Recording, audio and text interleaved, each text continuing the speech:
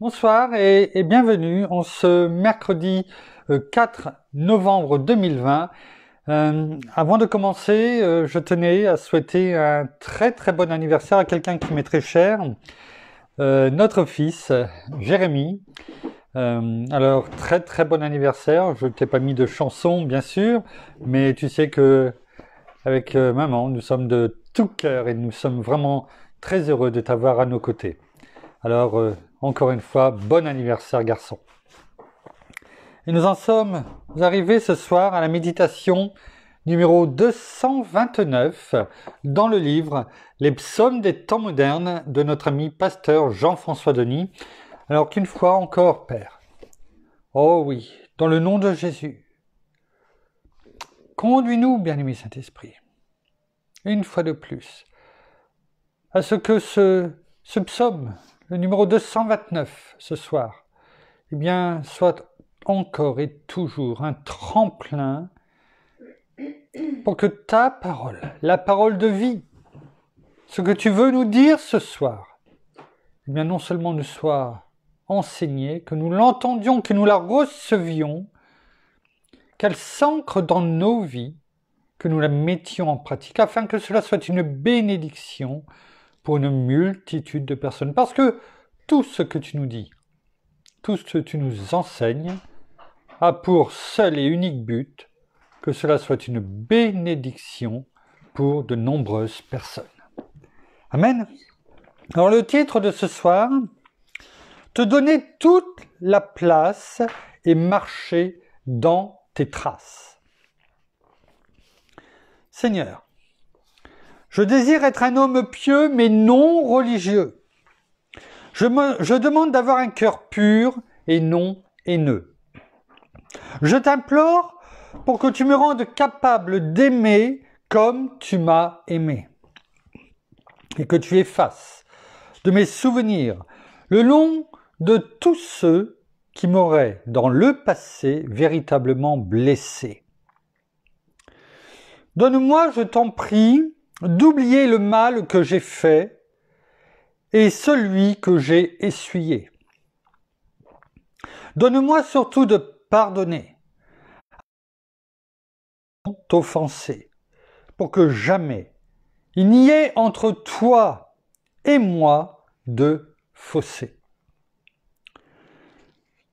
J'ai cette volonté de ne jamais, égoïstement, dans mes prières, te manipuler, laissant miroiter devant tous une certaine spiritualité, mais qui au fond serait une fierté déguisée, empreinte de vanité, afin que soit davantage mon nom et ma réputation devant ton peuple exposé. Oh, préserve mon âme de l'orgueil, et que je revête chaque matin ton manteau d'humilité.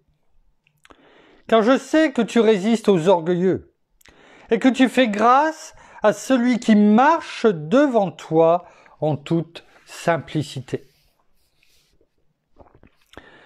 J'ai cette soif d'un cœur empreint de pureté, qui sait se mettre à genoux et devant toi se prosterner pour te louer, t'adorer, et seulement pour qui tu es, avec chaque fibre de mon être, t'affectionner.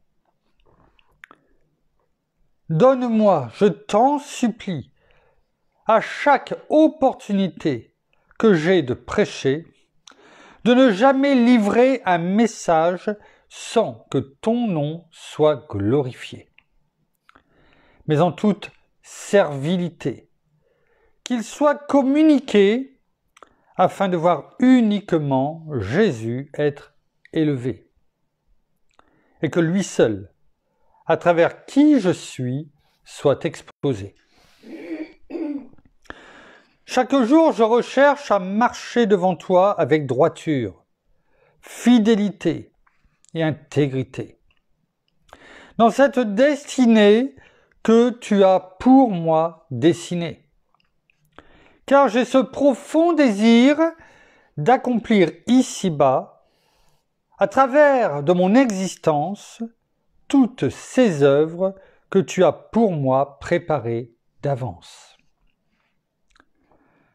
Mon unique prière dans l'exécution de ce à quoi tu m'as appelé, c'est qu'entièrement je disparaisse, pour que toi seul, à travers de ma vie, apparaisse. C'est que complètement, je m'efface, pour que le monde entier puisse voir luire sur mon visage ta face. C'est que j'en vienne à diminuer, pour que tu puisses, Père, en moi, augmenter. Sur cette terre, je ne recherche qu'une seule chose, c'est qu'au quotidien, j'expose à travers qui je suis le Christ ressuscité, et que seulement lui, à travers la durée de mes jours, soit encensé, loué et célébré. J'ai ce souci de te faire et de te donner toute la place, pour ainsi marcher dans chacune de tes traces. Donne-moi, je t'en prie, d'être sur tes préceptes bien fondés, afin que par ta grâce, je puisse discerner ce qui est faux de ta vérité. J'ai ce cri dans mon cœur pour qu'il n'y ait jamais d'obstacle entre toi et moi. Je souhaite, au plus profond de mon être, faire ta volonté et me soumettre à ta loi. J'ai cette soif d'être une voix qui saura montrer à tous ta voix, car je n'ai qu'en moi ce seul désir, celui d'être par toi utilisé pour influencer, témoigner, enseigner et servir. Sache, Père, qu'au quotidien, c'est seulement à que mon âme soupire. Et c'est uniquement en ta présence que je veux m'épanouir. Merci, Père. Merci, Seigneur. Merci, bien-aimé Saint-Esprit, une fois de plus pour ce poème qui nous montre combien ta présence est indispensable à notre vie. Alors, que ce soir encore, nous puissions voir combien tu nous aimes et que par tes révélations, tu nous conduises une fois de plus à entendre ce que tu veux nous dire. Amen. Pasteur Jean-François nous laisse 3 références ce soir. Psaume 84 au verset 5, Osée chapitre 6 verset 3 et Jean chapitre 17 et là également verset 3. Hier, nous avions vu combien la présence de notre Père en moi, en nous et sur nous, eh bien, était indispensable là également et que nous devions le chercher. On a pu le voir au travers de différents exemples, quelques-uns simplement, mais combien il était bon de chercher et combien de bienfaits pour nous, eh bien, nous en récoltions dans ce cas.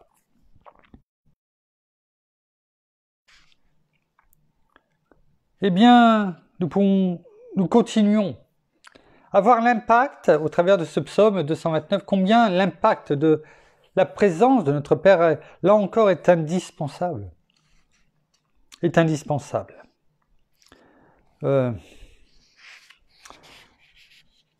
Notre soif, notre faim, notre seul désir, c'est de se retrouver dans sa présence en permanence, qu'elle soit tangible afin que par nous, en nous, à travers nous, eh bien, il puisse toucher une multitude de personnes. Car c'est bien là, quand notre Seigneur nous a dit « Allez et faites de par le monde, par tout le monde, des disciples », eh bien, alors quel que soit, ça peut être autour de chez nous, hein, on est bien d'accord, mais c'est cette soif que nous devons avoir. Et demeurer dans sa présence, eh bien, c'est de boire à l'eau vive. C'est d'avoir la rivière de Dieu qui coule sur nous comme une douce cascade apaisante et rafraîchissante. C'est être dans le jardin d'Éden. Il existe toujours.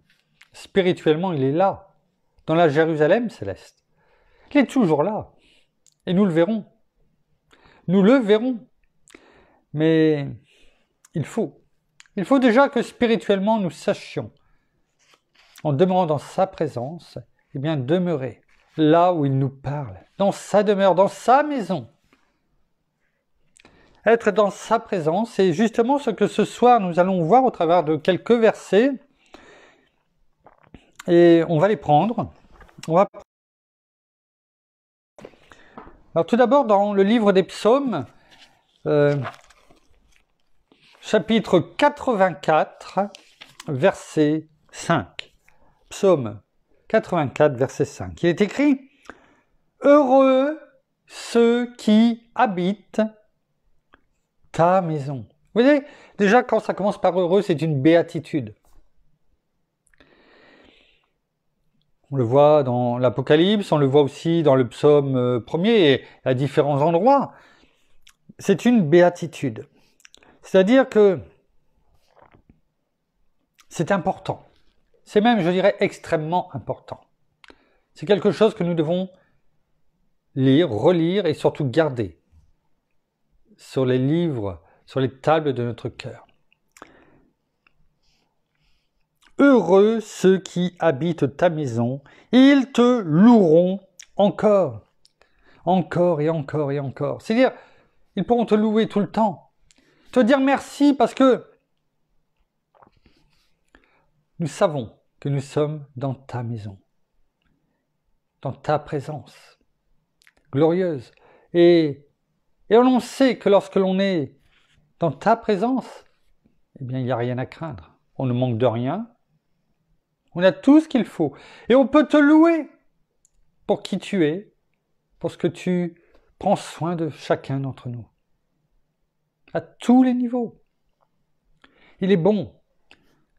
Même si, c'est vrai, quelquefois, cela peut être difficile de savoir où on se situe. Mais avoir cette foi inébranlable de savoir, comme on l'a vu hier, lorsque la question était posée, qui montera la montagne ? Qui montera à ma rencontre ? Mais il était dit, ceux qui avaient le cœur pur, les mains pures, le cœur pur, qui s'écartaient des choses qui sont vaines, futiles, en fait, de toutes les passions mondaines qui déplaisent, qui attristent notre Père, notre Seigneur et notre bien-aimé Saint-Esprit. C'est cela, monter sur la montagne. C'est cela, pouvoir demeurer dans sa présence. Savoir que quand on va se coucher, on a une journée certes bien remplie, mais qu'en tout cas, on a fait notre part. On peut aller se coucher, comme il est dit, dans le livre des Actes, chapitre 24, au verset 16, avec une bonne conscience. Non pas une bonne conscience, mais une conscience irréprochable devant Dieu et devant les hommes. D'abord devant Dieu et ensuite devant les hommes. C'est important, parce que dans ces cas-là, je puis vous garantir que on n'a rien à se reprocher, on dort en paix. Il n'y a rien qui nous reviendra nous hanter, comme il est dit dans le monde, parce qu'on a fait quelque chose où on sait pertinemment qu'on n'aurait pas dû faire. Non. L'ennemi n'aura aucune part en nous, comme notre Seigneur Jésus l'a dit lorsqu'il était dans le jardin de Gethsémane. Aucune part. Dans le livre d'Osée, chapitre 6, au verset 3, il est écrit « Connaissons », et on en a parlé déjà hier aussi, connaissons, cherchons à...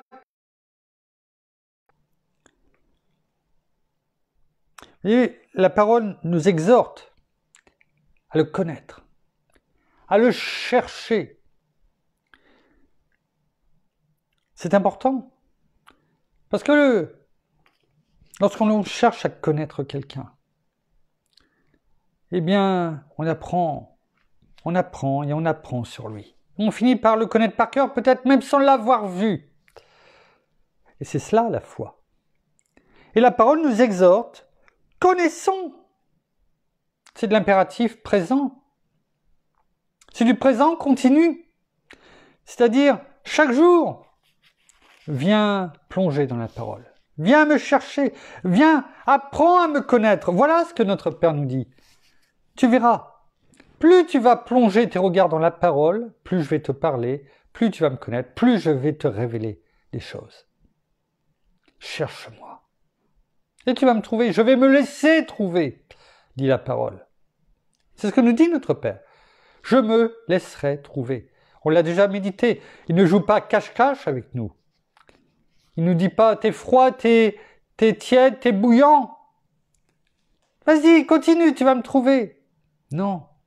Il appelle, il dit, je suis là. Viens. Cherche-moi au travers de notre Seigneur Jésus et tu vas me trouver. Tu seras dans ma présence. Sa venue est aussi certaine que celle de l'aurore. Il viendra pour nous comme une ondée, comme la pluie du printemps qui arrose la terre. Ce sont des images qui nous sont données sur le fait que Dieu viendra avec la Jérusalem céleste, qu'il enverra son Fils à un moment donné, où il dira la porte est fermée, va chercher mon Église, ton Église, glorieuse, ton épouse, sans ride ni tache pour les noces de l'agneau. Et il dit, c'est aussi certain, sa venue est aussi certaine que le jour qui se lève, qui pointe, qu'une ondée, que la pluie du printemps qui arrose la terre. Et la pluie du printemps qui arrose la terre est bonne, parce que cela prépare la récolte des mois suivants. S'il n'y a pas d'eau, eh bien on sait très bien que dans ces cas-là, eh bien les fruits ou les légumes sont plutôt rares et les prix augmentent et il n'y aura pas forcément la même quantité. On le sait. Mais il y a la pluie. Qui viendra? La pluie du printemps qui arrose la terre, qui annonce de belles récoltes. Ou cette pluie qui arrive afin que cela redonne vie à toute chose. Là où on croyait que c'était mort pendant l'hiver, eh bien, cela reprend vie. Ouais, cette pluie. Cette pluie spirituelle, c'est ce qui nous est parlé ici. C'est justement le thème de ce soir, cette pluie spirituelle. Et cette pluie spirituelle, nous allons le voir au travers de quelques versets encore, eh bien on ne peut la voir que lorsque l'on est dans sa présence. C'est indispensable. Indispensable, on ne peut pas la voir autrement. Dernier verset de notre ami pasteur Jean-François qui se trouve dans Jean chapitre 17 verset 3 et on va la prendre dans d'autres versions, Jean 17 verset 3 en français courant.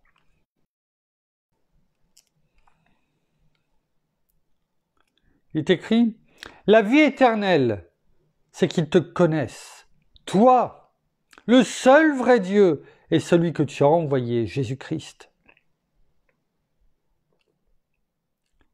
Vous voyez, on parlait d'hier, on a eu des exemples.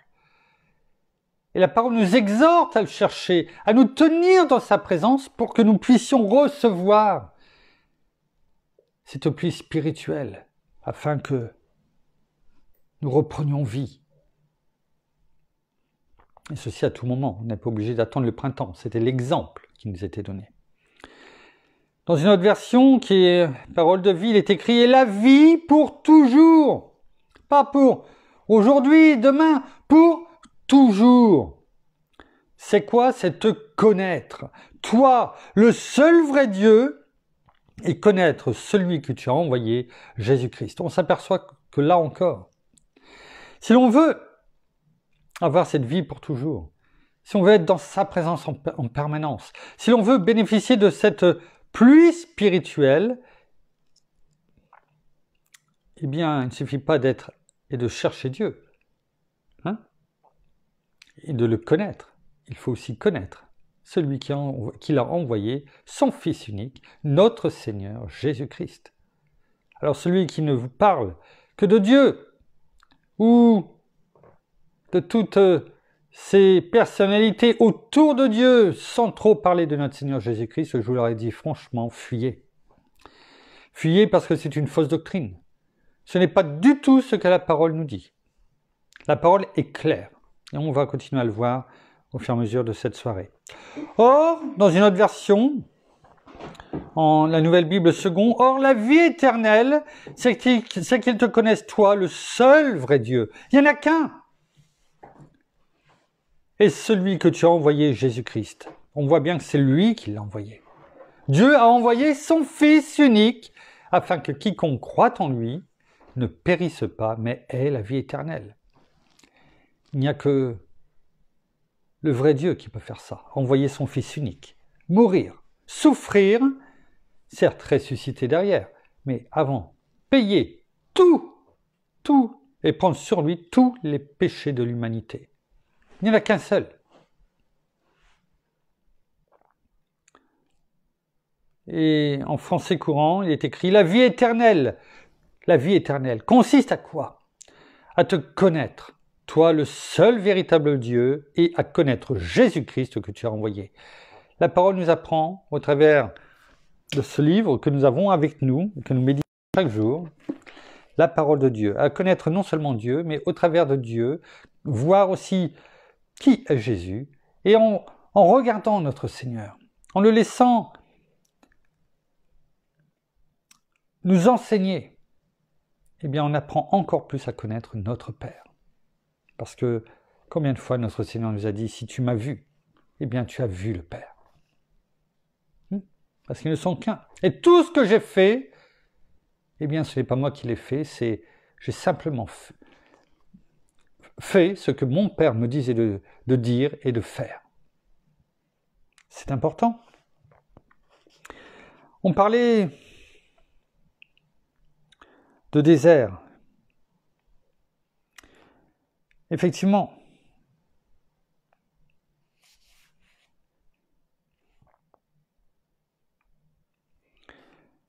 le peuple hébreu, rappelons-nous,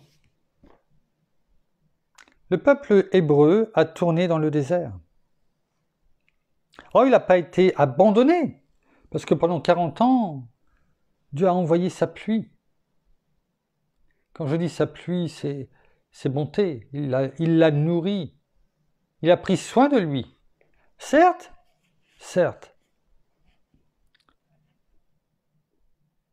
Pendant 40 ans, ils ont erré dans le désert.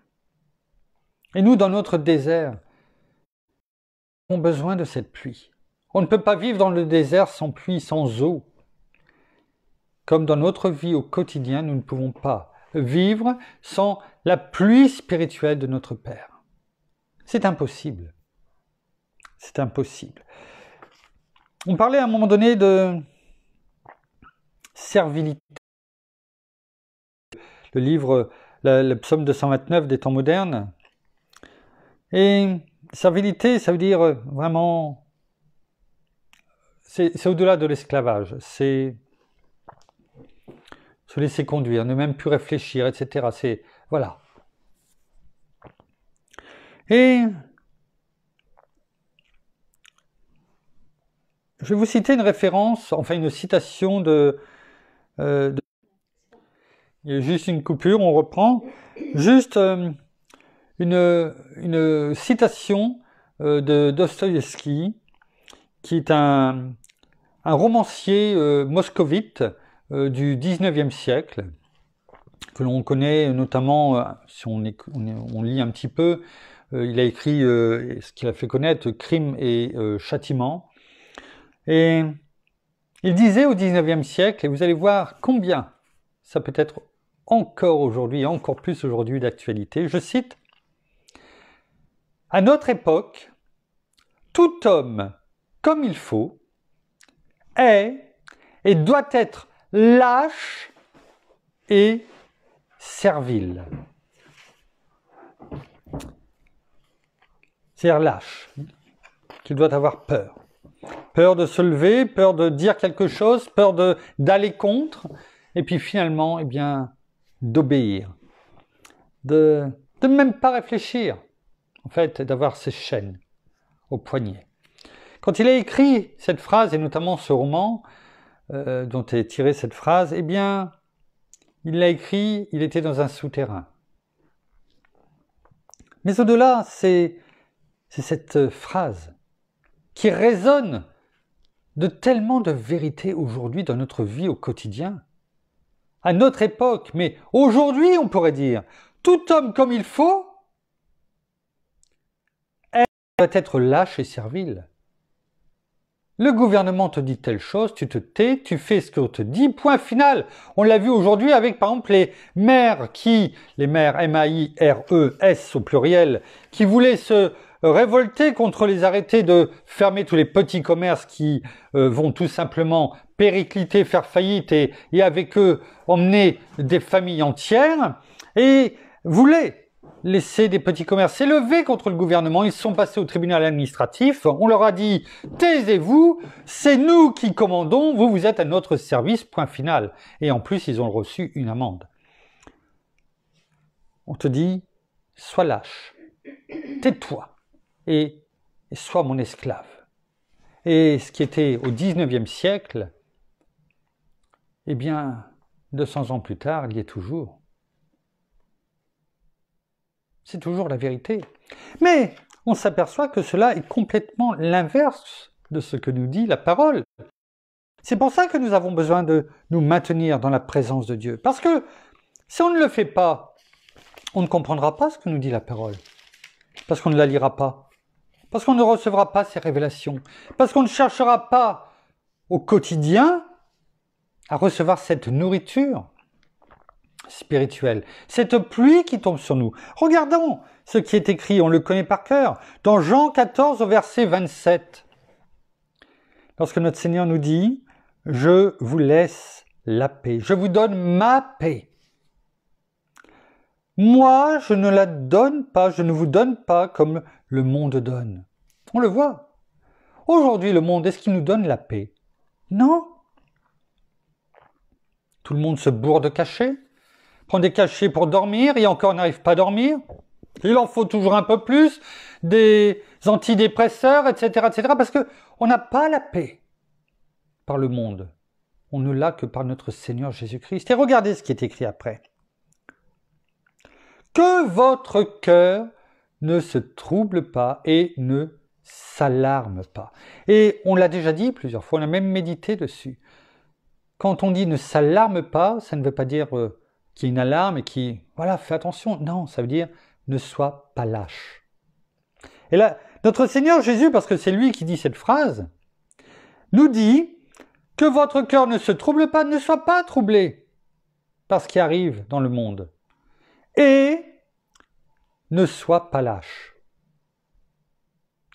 Clairement, c'est ce qu'il nous dit.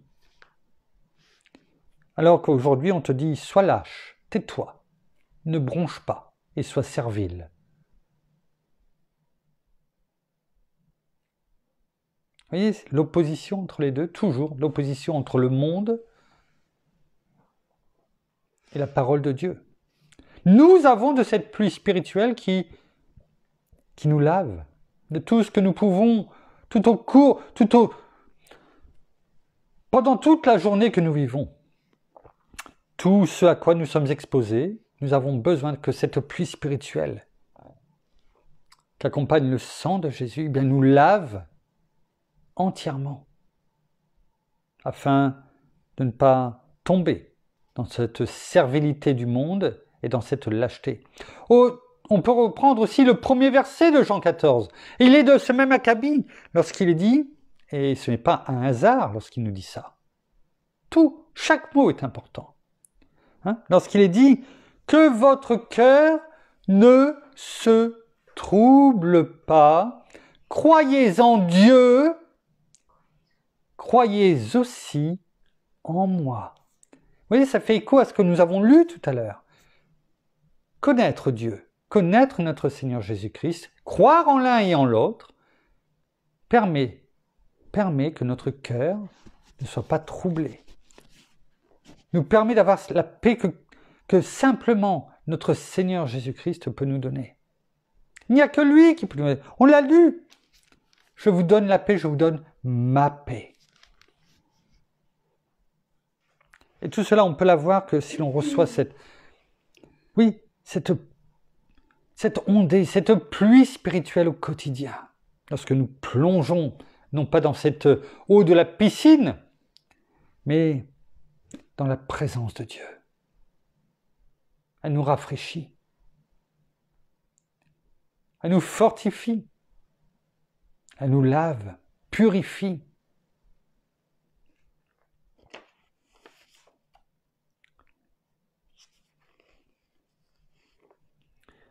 Est-ce que nous devons avoir cet esprit de servilité? Non.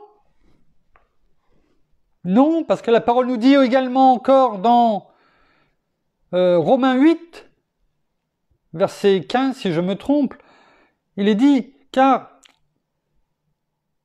vous n'êtes plus sous un esprit de servitude, c'est-à-dire d'esclavage, mais vous avez reçu un esprit d'adoption, par lequel nous crions Abba, Père. Non pas Abba, mais A-B-B-A, qui veut dire Père, Papa. Le monde nous dit quelque chose et nous le montre encore aujourd'hui. Sous-entendu, sois beau et tais-toi. Fais ce que je te dis et tu verras, tout se passera bien. Obéis. Mets ton masque. On nous dit aujourd'hui de mettre le masque à la maison, de ne plus même prendre les repas ensemble, en famille, à la maison. Et si en plus, on peut prendre les repas à heures différentes et aller dormir dans des endroits différents, c'est mieux. C'est ce que a laissé sous-entendre, et même plus que cela, le Premier ministre, Jean Castex.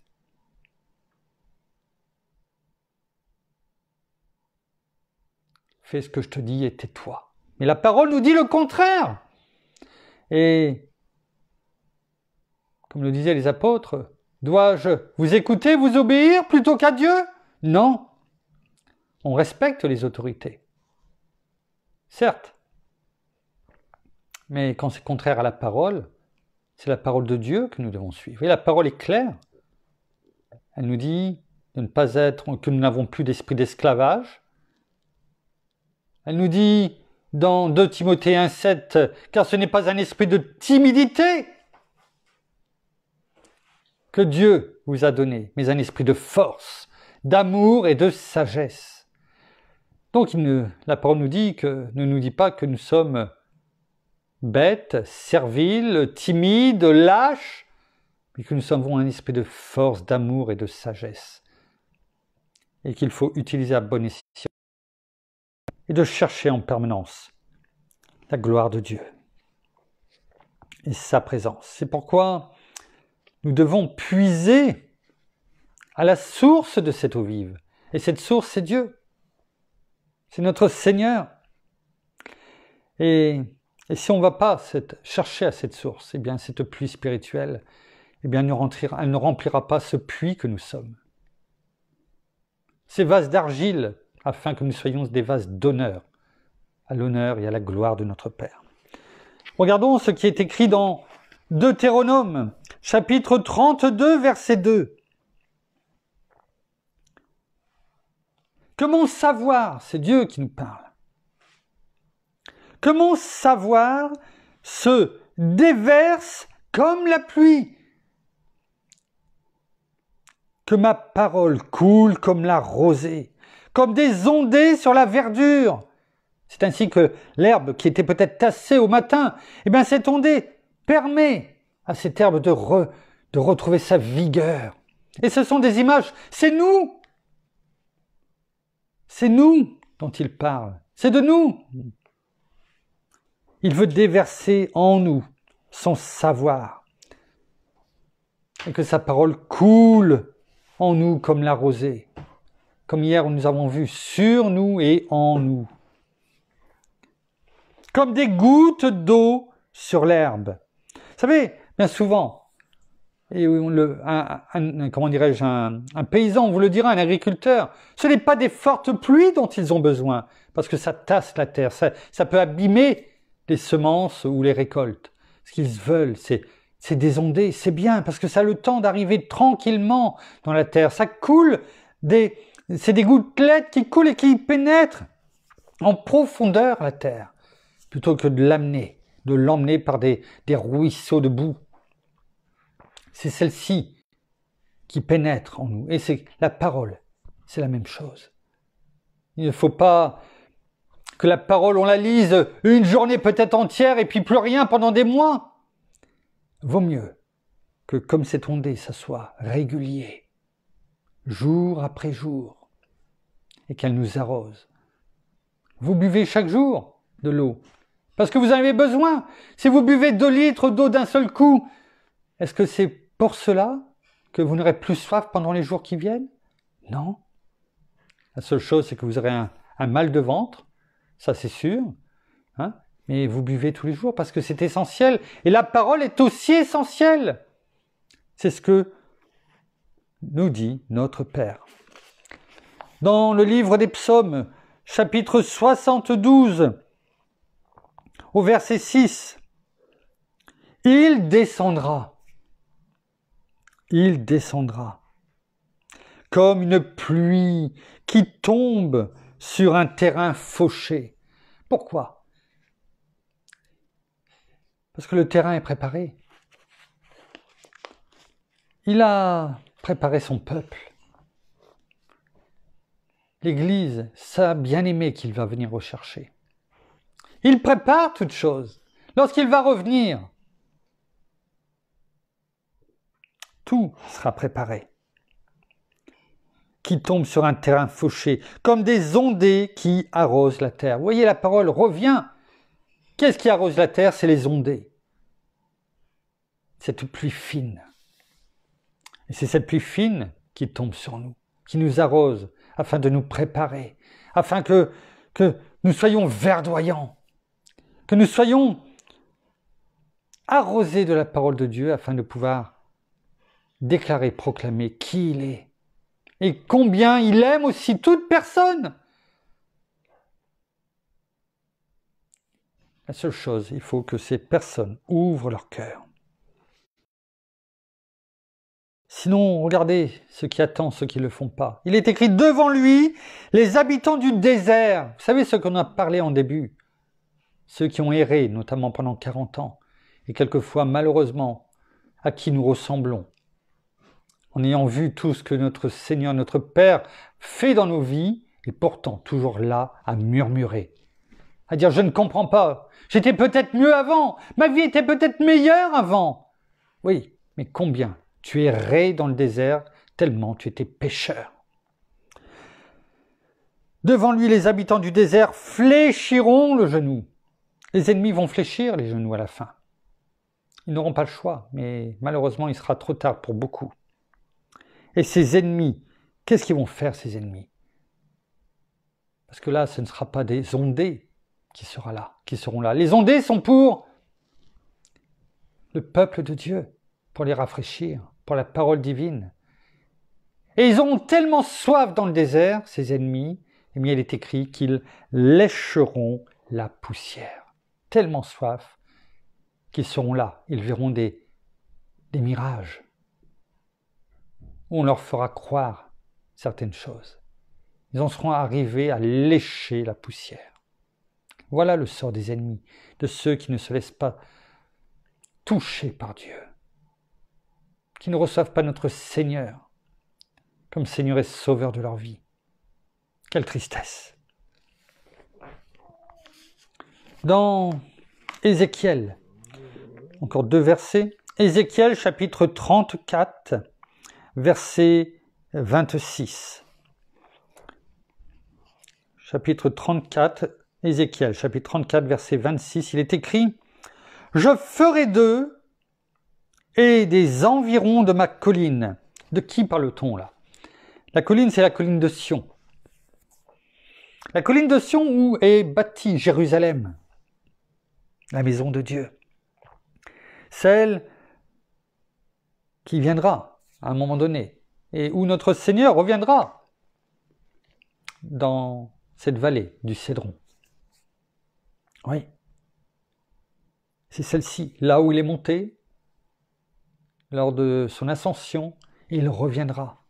Sur cette colline, regardez, je ferai d'eux, de qui? Du peuple de Dieu, parce que la Jérusalem, la colline, là où se trouve Jérusalem, c'est le symbole du peuple de Dieu, dont des enfants de Dieu, dont nous faisons partie.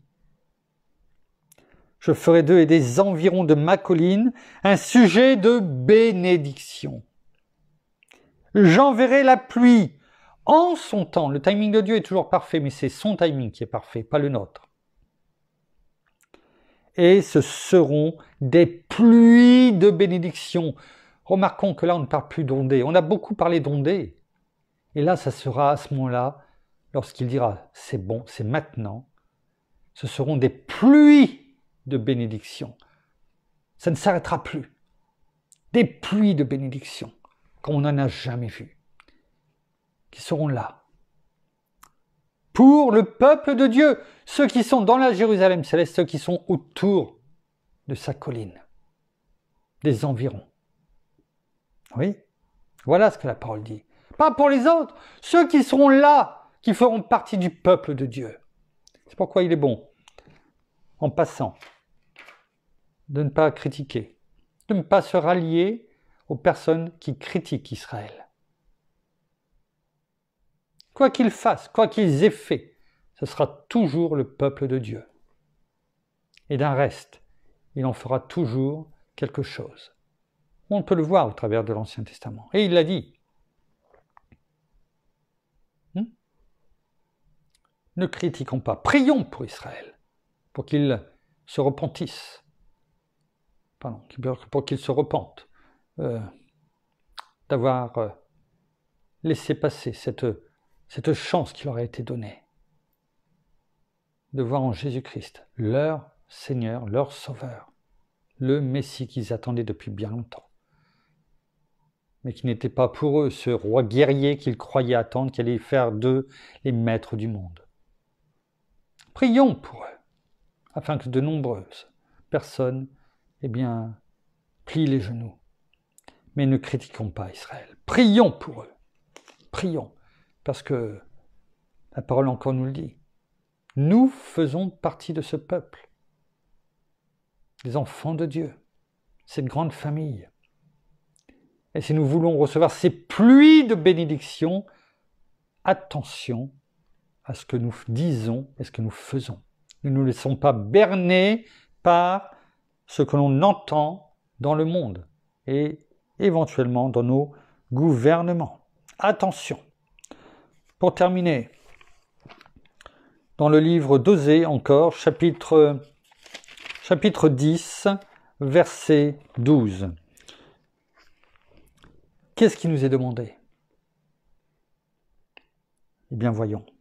Et vous, semez pour la justice. Il nous est demandé de semer pour le bien, de façon droite, dans la droiture de notre cœur, marchant toujours sur le chemin de l'intégrité. Moissonnez, récoltez donc dans la loyauté. Défrichez-vous un champ nouveau. Préparons le terrain. Préparons le terrain. Le terrain devant nous, mais aussi notre cœur. Et ce cœur a besoin de, chaque jour, que les cailloux qui peuvent remonter à la surface parce qu'il n'y a plus, il y a des mauvaises choses qui peuvent remonter.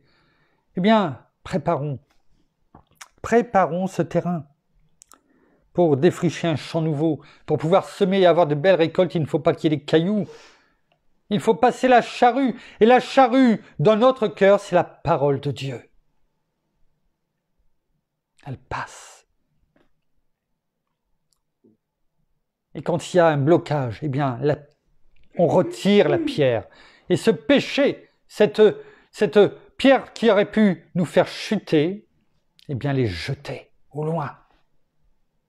Afin que le terrain soit parfait pour être ensemencé et pour que cette récolte soit abondante. Voilà ce qui nous est demandé. Il est temps, la parole nous le dit, il est temps de faire quoi? De chercher l'Éternel, jusqu'à ce qu'il vienne et répande pour vous la justice. Et cette justice, elle sera répandue. Que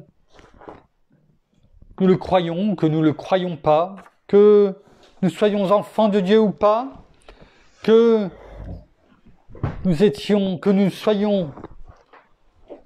fléchi les genoux ou pas, il y a une chose qui est certaine, c'est que la justice de Dieu arrive. Et c'est lui qui jugera. C'est lui qui va juger toutes choses et cette terre. Alors, soyons là où nous devons être, là où nous sommes appelés à être, parce que c'est ce que notre Père souhaite, de tout son cœur,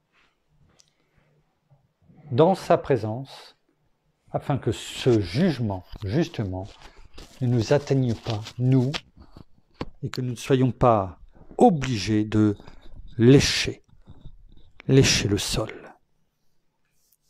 Merci Père, merci Seigneur, merci bien-aimé Saint-Esprit. Nous terminons par la prière.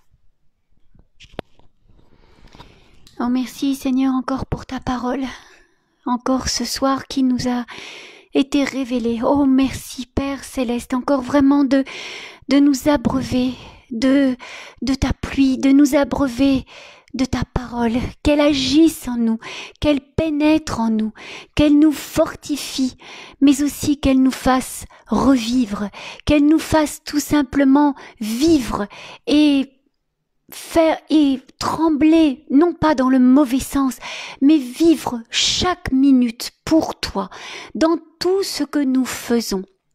Faisons-le bien, faisons-le comme tu nous le demandes, afin d'être juste, afin d'être droit, afin de marcher dans cette intégrité que tu nous demandes. Oui, nous voulons vraiment encore te reconnaître et dans nos vies, dans nos cœurs, vraiment que tu puisses agir en nous.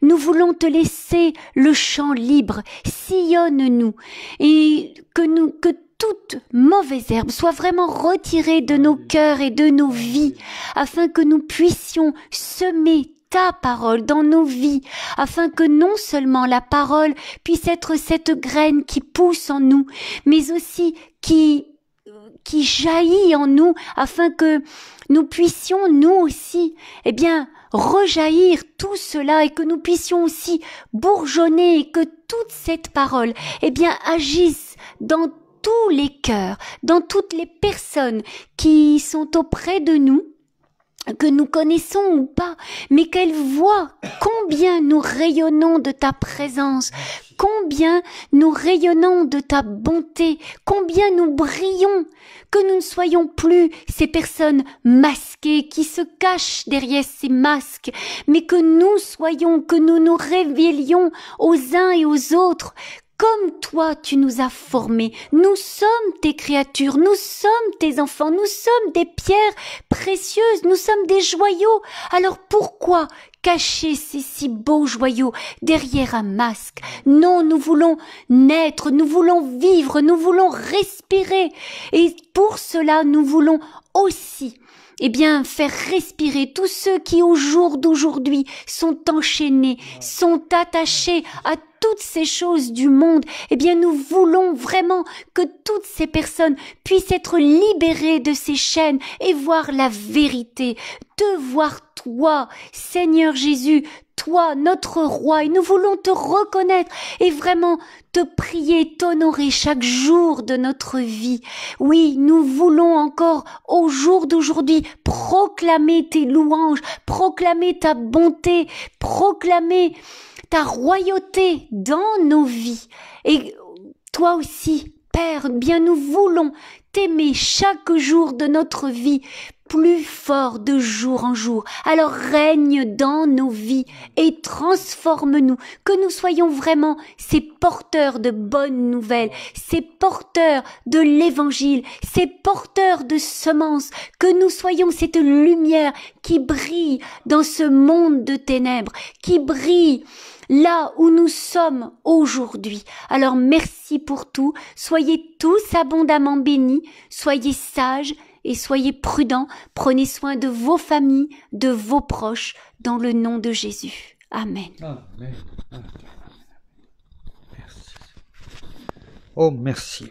Merci Seigneur, merci bien-aimé Saint-Esprit pour toutes ces paroles que tu nous donnes. Oh, merci. Nous vous bénissons abondamment de toutes les bénédictions spirituelles dans les lieux célestes en Christ. Nous saluons, comme à l'accoutumée, tous nos amis qui sont au Québec, au Canada. Je sais qu'ils nous entendent. Passez une bonne fin d'après-midi, un bon début de soirée. Un grand bonjour aussi, un bonsoir plutôt même à nos amis en France, à Paris notamment, et là où nous sommes écoutés et entendus. En tout cas, nous vous aimons, ne l'oublions pas et continuons à prier les uns pour les autres, quelles que soient les circonstances qui se passent ici en France, au Canada aussi, au Québec et aussi pour à travers le monde, là où à l'heure où je vous parle, en tout cas, aux dernières nouvelles, nous ne connaissons pas encore les résultats des élections aux États-Unis, tellement c'est serré, tellement il y a encore et on ne le saura peut-être pas encore ce soir, on verra bien, mais prions parce que suivant les résultats, il risque d'y avoir des choses peut-être un peu sombres. Alors, continuons à persévérer, en tout cas dans ce qui nous est demandé de faire, à faire au quotidien notre part et de laisser nous arroser de cette onde et de cette pluie afin que nous reverdissions et que au travers de cela, cela touche et que, comme mon épouse le disait, j'ai bien aimé bourgeonner. Oui, que nous n'avons peut-être même pas besoin d'attendre ce printemps parce que notre Père nous demande, n'attends pas. À chaque jour, tu peux avoir des bourgeons. Oui. Alors, soyez bénis abondamment. Nous vous disons à demain. Demain, nous serons là, en tout cas au même endroit. L'heure, on vous la fera parvenir, comme on fait maintenant d'habitude en fonction du timing et de, de la journée. Parce que, avec tout ce qui se passe, on est obligé et on ne peut pas prévoir presque 24 heures à l'avance. Alors donc, on vous fera parvenir l'heure. En tout cas, en attendant, soyez bénis abondamment. À demain. Au revoir.